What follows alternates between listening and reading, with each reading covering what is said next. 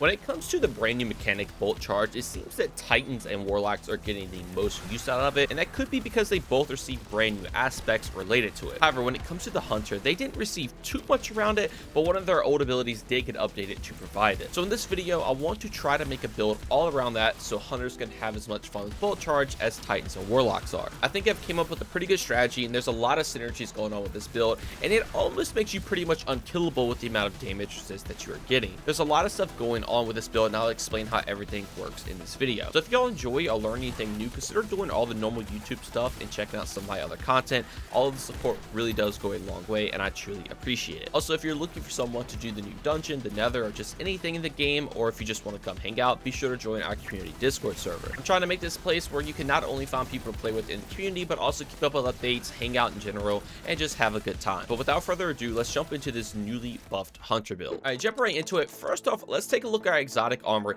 the Gifted Conviction. This has the exotic perk, the Gift of Certainty. Activating Ascension or Tempest Strike throws bouncing explosives at nearby targets that jolt and damage them. Jolting nearby targets grants you damage resistance. If you've been a fan of the channel for a while, you know that this is one of my favorite Hunter exotics, and I typically would use it with Ascension. However, with the most recent changes to Tempest Strike and the additions to Bolt Charge, it is a great pairing with that now. So now whenever you go for a Tempest Strike, not only are you going to be doing the damage of the Tempest Strike, but you will also throw out these grenades that can damage and jolt enemies. Jolting enemies is going to be extremely important because when you jolt enemies with this exotic, you will get damage resistance. Every single time you apply jolt to an enemy, you will gain 1 stack of resistance up to resist times 4, which is a 50% damage reduction. That's obviously a lot of damage reduction. That's not the only form of DR that we are going to get, but we'll explain all that a lot more once we dive deeper into the subclass. But speaking of that, let's jump into the subclass and start talking about how all of that's going to work. But first off, we do need to talk about Tempest Strike. So while sliding, activate your charge melee ability to unleash a devastating uppercut attack that travels along the ground in front of you, damaging and jolting targets it hits.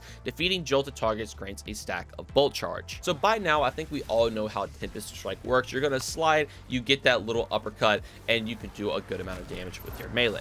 But the crazy thing about this is the fact that it does jolt enemies, and if you remember, that will pair very well with our exotic chest piece because jolting will give us damage resistance. But on top of that, whenever you defeat a jolted target, you will now get a stack of Bolt Charge. This is not the jolt specifically from the Tempest Strike.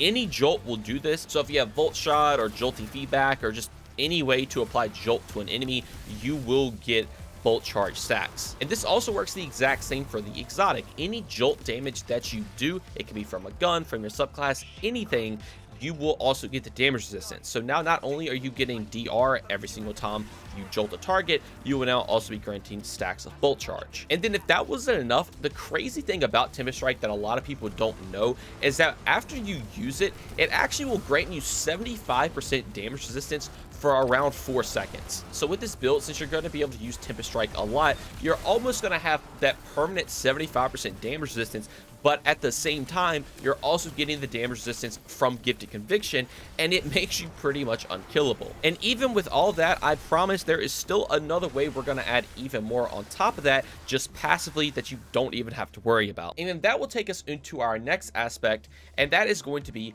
Flow State. So defeating a jolted target makes you amplified. While you are amplified, your dodge recharges more quickly, you are more resilient while dodging, and your reload speed is greatly increased. So with this, now when you defeat a jolted target, not only are you getting all the benefits that we just mentioned, but it also will make you amplified. Amplified is very good, especially on the Hunter, because it grants a passive plus 50 mobility, so that will let you take 50 mobility in your stats, which we'll talk about a little bit later, and still get the 100 mobility. But Amplified also got buffed to now grant you another 15% damage reduction alongside making enemies also shoot you less, and of course all the normal movement speed buffs that was in the game before. So now you're going to be permanently amplified with all those buffs stacking on top of everything else that we just mentioned, and that's not even the whole part of the aspect, because while you are amplified, your dodge is going to recharge more quickly, which is going to be very crucial for this build.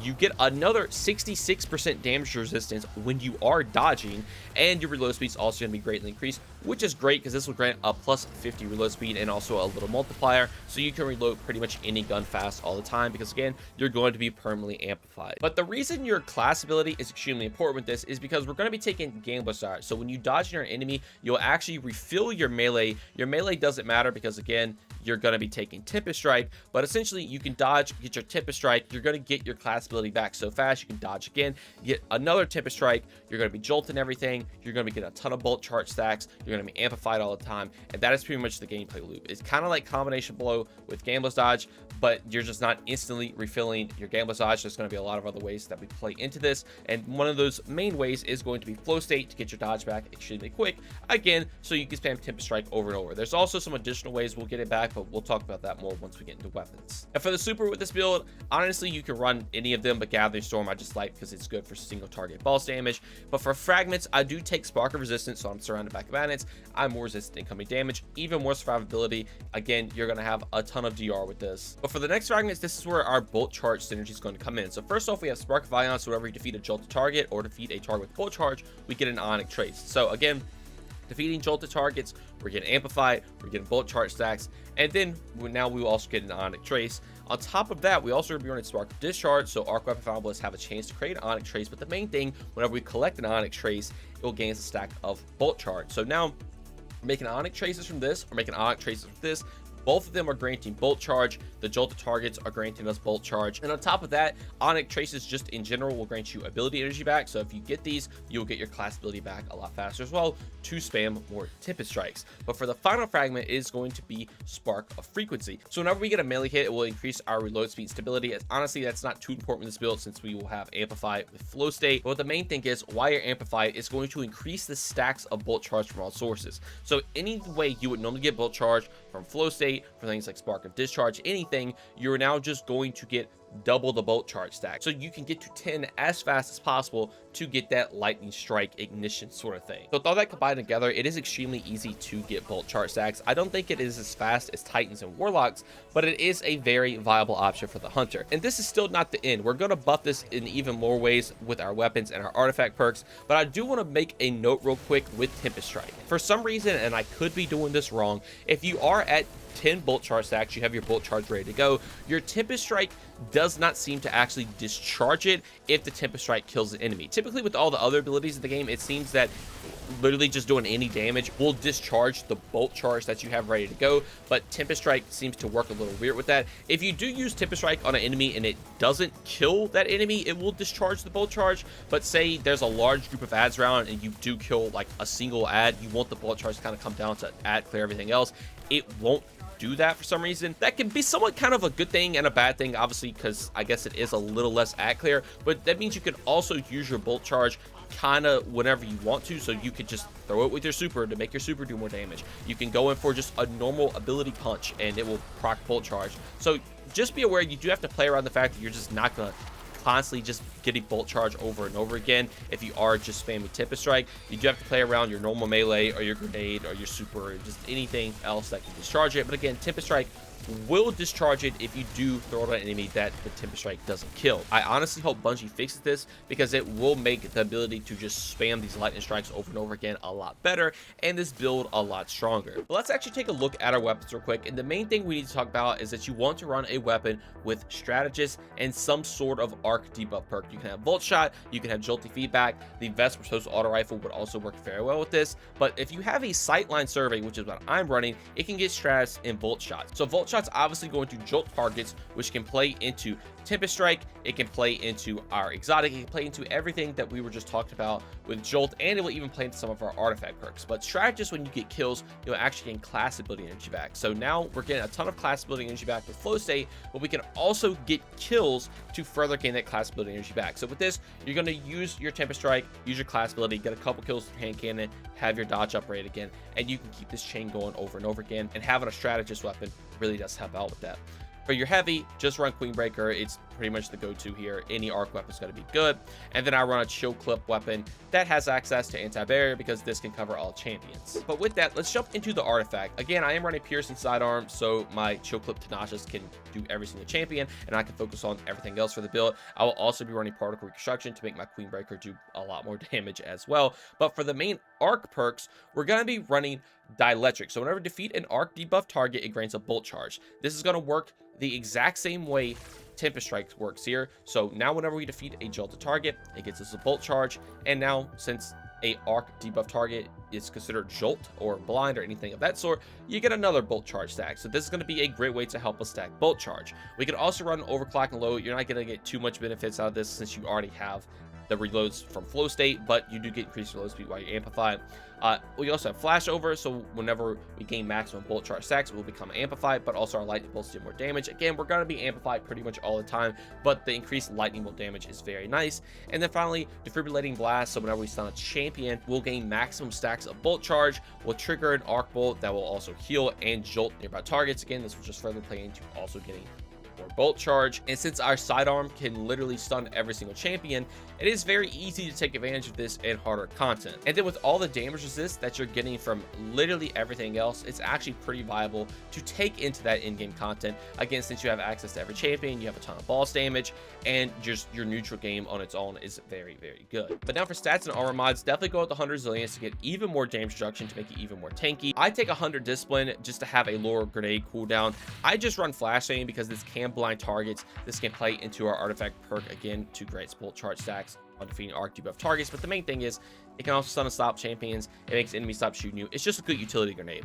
You don't need class ability or melee energy because again, you're going to be getting your melee back with things like ambush dodge, and the only mobility that you need is 50 because again, when you are amplified, you will passively gain plus 50 mobility to max this out at 100.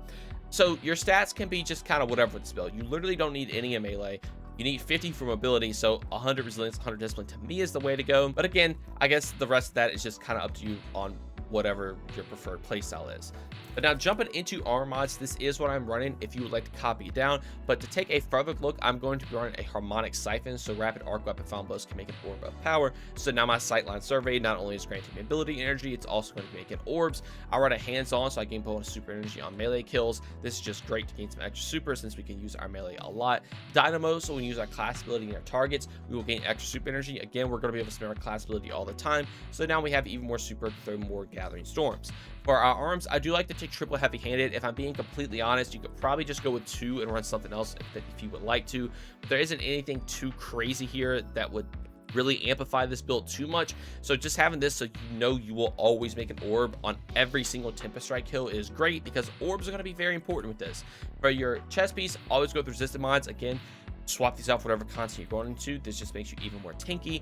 And then for our boots, I do like to run a recuperation and a better array. So whenever we pick an orb up, we're going to get a chunk of health and it will start a health regeneration. So with all the orbs we're making from our weapon, Tempest Strike, this is going to further help out with our survivability. Pairing that with all the damage reduction that we are getting, you are pretty much unkillable with this build. And then also Absolution, so we pick up an overpower, we'll get cooldown for everything. You might be asking why I'm not taking the insulation since this is specifically granting class ability cooldown, and that is simply for the fact that Absolution gives 1% more class ability energy than the actual class ability energy mod. So if you are trying to get as much class ability as possible, definitely go with Absolution. The only reason I think this one gives less is because it's just a 1 cost, whereas this is a 3, but you have plenty of energy if you are taking things like recuperation but already, so I would highly recommend Absolution to get the most class ability energy back. Now finally, I do like to run a distribution so I can reduce all my ability cooldowns whenever I use my class ability near targets, and also utility kickstart so I get class ability energy back whenever I use my class ability near targets. Also, if I have armor charge,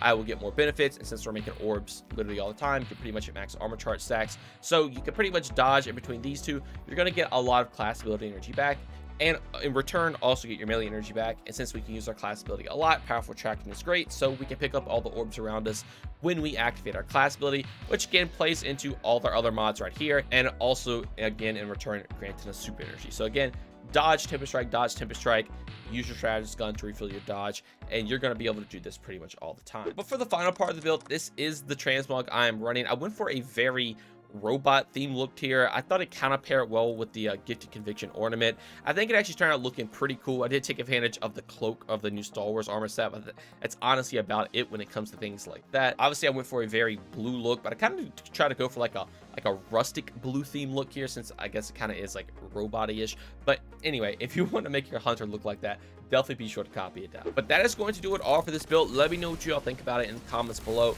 Again, kind of like I said in the beginning, Hunter kind of did get the worst end of the stick when it comes to bolt charge based builds. With Warlock and Titan, it is extremely easy to constantly keep getting bolt charge, constantly discharging the bolt charge over and over again. Whereas the hunter, you have to really build into it a lot more, and I would even argue that this isn't the best build in the game. There are for sure better hunter builds out there, but I definitely want to try to make a build all around it, and it is good. You can for sure take this into in-game content, you can, or just any other content that you want to do, and it will be very viable, and you will have a great time. Again, you're pretty much going to be unkillable, but if you are trying to play into that fantasy of let me just discharge bolt charge over and over and over and over again, Titan and Warlock definitely won in that regard, but you can still make it work on the hunter. Regardless, this is still one I would recommend all of you try out. It is a ton of fun, and I think you will have a blast with it. But anyway, that is going to do it all for me. I wish you all the best of luck of putting this build together for yourself. I want to thank you all so much for watching, and I hope you all have a great day.